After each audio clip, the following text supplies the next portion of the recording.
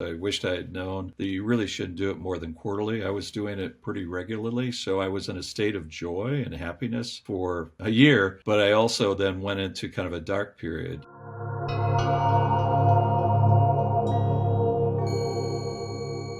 I was born in an Iowa farm in the country. It was a small town that I went to school. As a rural kid, even in a little town, you're somewhat different. And unfortunately, it was a cattle farm. I had a lot of trauma. We struggled because feeding corn to ruminants makes a lot of disease. So it was always a financial challenge, and my father was very unhappy. So there was a lot of trauma, and I was very shy. I have strabismus. I have a wandering eye, so I don't have depth perception. So I was the last guy chosen on any team. So I moved to Washington D.C. to head up PR for a national organization. And I also am a gay man. This was 40 years ago, before my first experience, and it was very challenging. As a gay man, it was also the beginning of the AIDS epidemic and pandemic. I've never quite fit in farm in Iowa, then I am in a big city and Washington D.C. and I'm just out of the closet, so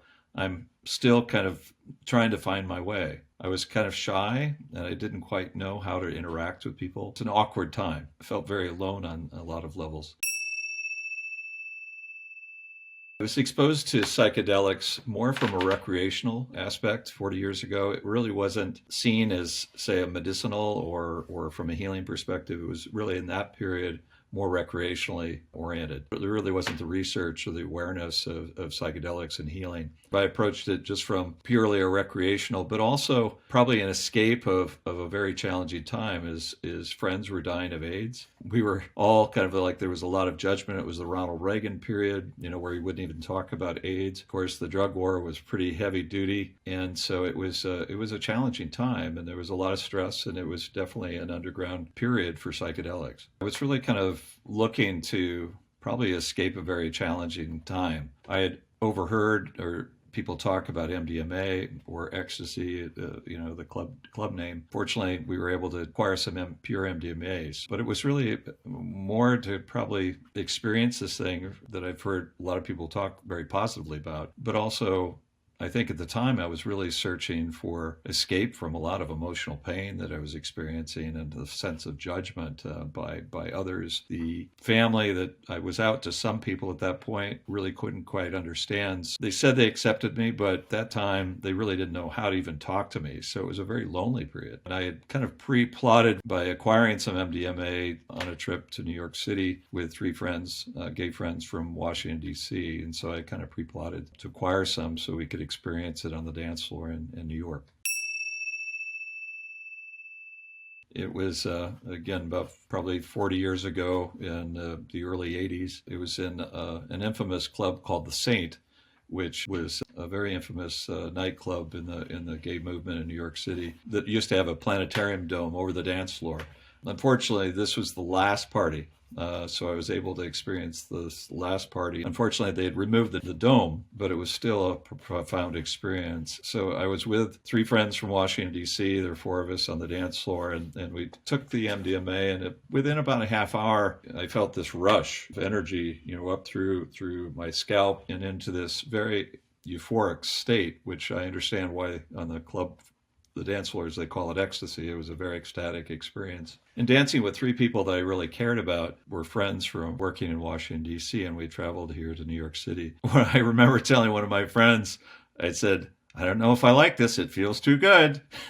But it was this immense journey. And here you are in massive New York. As I shared before, I was a shy Iowa farm boy, and I didn't really like to dance. I felt very self-conscious and awkward, and it was like that was all gone. And I was just there to fully experience my friends on the floor. Kind of interestingly, I became a tribal visitor because everybody's in their little cliques, dancing on the floor. And I became a tribal visitor, and I started just dancing from one tribe to the other. I'd join other tribes, and then I danced to the next tribe and just smile and say hi. And I'd never felt such joy in my life. It was just profound and just kind of brought me out of this shyness, this closet that I was living in, obviously as a gay man, and to also connect with all these other beings, on this dance floor. and to see the gay culture has lots of subcultures, and they were all represented on the dance floor. So, I really was able to see things in a very, very different light and see people in a different light and see the interconnectionness. It really helped increase one's empathy for others and openness. Talking with my friends, I've noticed that just listening, just being a really active listener to connect heart to heart and to hear someone else's story. We were going through a lot of pain at that point. Each of us had lost different friends. And so to really help each other and to listen and to connect to the heart, it was a really profound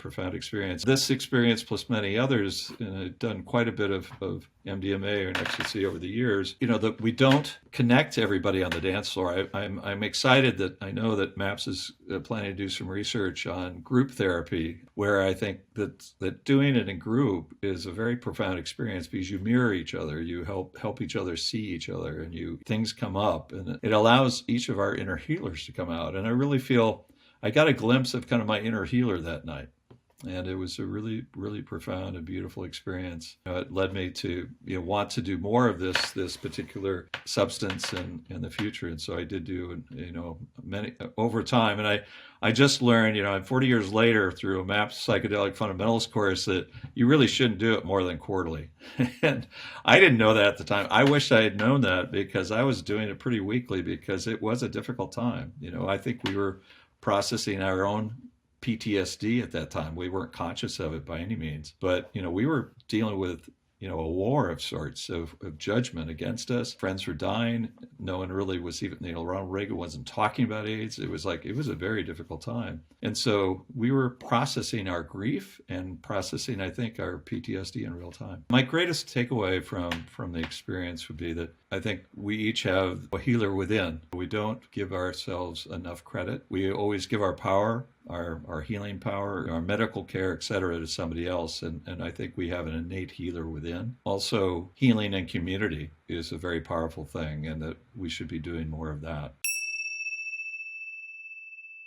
It's actually been a 40-year journey of sorts, because I really wasn't aware of what integration was at that point. I really have only learned that actually in just the last few years. I think that a lot of the psychedelic organizations are bringing into consciousness about the importance of integration. Obviously, the actual experiences on the dance floor and doing the substance with my friends, I learned a great deal. It did shift me into a different consciousness, I believe, as well. I've really been guided by my heart and my empathy, and not necessarily by money or fame or something like that. I've taken jobs that I care about, that my heart is connected to. So it's been a real driver that way. I tell people I came out of the closet at 35. And when I was talking about the MDMA and the dance floor, I really wasn't fully out of the closet yet. I was still in my 20s. I had come out to a handful of people, and one of them, said, "That's wrong." And so I realized, I better be a little careful in coming out. And it wasn't until 35 that I really came out the closet. I'm over 65 now, so at 65 I'm coming out of the medicine cabinet, and so now I can really be completely open, and I have the benefit of working for MAPS as a consultant. So now I can actually talk about my experiences with all, not just MDMA but other entheogens that I've experienced in the last 40 years. That's helping me integrate, because I can actually be fully myself. I wished I'd had really more knowledge about integration at the time that I experienced the MDMA. As I mentioned before about MAPS's psychedelic fundamentals course, I wished I had known that you really shouldn't do it more than quarterly. I was doing it pretty regularly, so I was in a state of joy and happiness for a year, but I also then went into kind of a dark period a year or so later. Perhaps some of it was probably an overuse. I wouldn't say it was addiction, perhaps abuse, but not necessarily. It wasn't a negative kind of a use. It was just probably too much too quickly, and then I went in a dark period and kind of a depressed period for a while. And I believe it's kind of, I probably overtaxed my serotonin. So I wished I had known to be a little bit more conscious of the use at the time. Psychedelics have been an incredible addition to my life. I believe we're all kind of on a shamanic journey. And so my life has been really a mystical journey and a shamanic journey. There's been a lot of pain through AIDS, through some trauma as a child, and it's no fault of my father. He was just traumatized himself. So it was like, sins of the father kind of a thing. But they've helped me to forgive myself for some of the anger that I experienced as a child that I've perpetuated on some other people and my pets. Thank God for dogs. They're so forgiving, when you get really angry when they do something. And I realized, oh my gosh, I thought I dealt with that already. But I think that it's helped me to be, I think, a more authentic person. I try to be as honest and forthright and as real, as direct as I can be. I've experienced many psychedelics, and I think each has their gifts. I benefit from all of them. Ayahuasca, psilocybin, others that we know of. But I would say that I have a much more, I think, introspective, and I also don't really fear things as much. I mean, psilocybin is very good about kind of one of those, your death experiences, dissolution of the ego. And I'm actually, because of ayahuasca, much more committed to helping the planet, to preserve the rainforest and the Amazon in particular. That's the home of, probably the birthplace for ayahuasca. And I've learned so much from the indigenous there, and honor and their sacred teachings, and honoring them and protecting their cultures and all of the medicines of the forest that they protect. I've worked with other medicines at Combo. I've taken a medicine that treats HIV, and I'm an HIV positive man. So a shaman gave me medicine that dropped my viral load immensely before I went on Western meds. So they're actually natural treatments for diseases that the Amazon holds and carries, and we're destroying it because of our consumption of cattle and beef. And so we need to be much more conscious. So I'm trying to be more conscious of what I consume and how it impacts our environment. And that's also one of the causes that, is dear to me as well, as in my life as a nonprofit consultant, to help support causes that support our biodiversity and keeping these medicines alive that are for us to help heal and to then reconnect to the planet.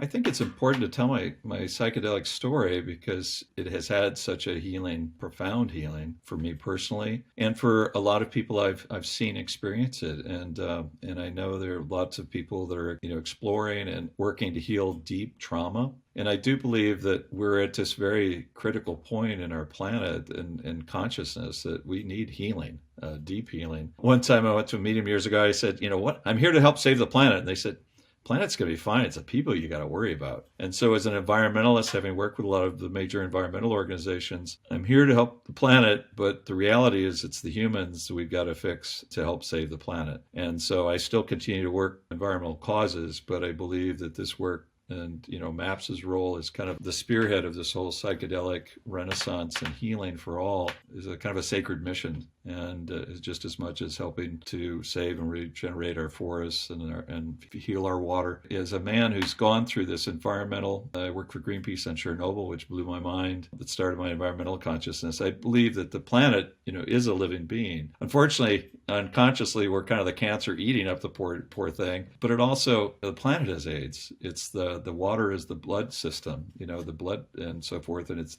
polluted. As we saw through COVID, that the planet was able to breathe and animals started to venture out. So it can regenerate, and our bodies can regenerate if we give it a chance with good food, good air, meditation, and psychedelics, reasonably and consciously and as healing medicines. Friends say, they know I do psychedelics, and they said, I don't do drugs. And I said, excuse me?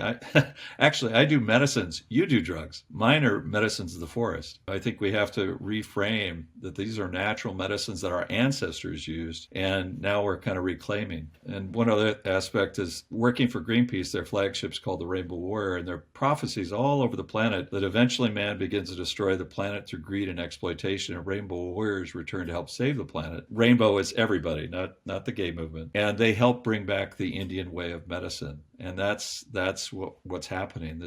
All these medicines are coming forward to help heal humanity, and it's a hopeful prophecy versus, say, Judeo-Christian gloom and doom, Armageddon, hell, and damnation, where this is actually helping you explore and kind of lift out of your own hell and your own condemnation. It's a very exciting time, and I'm very happy to see all the things that are happening.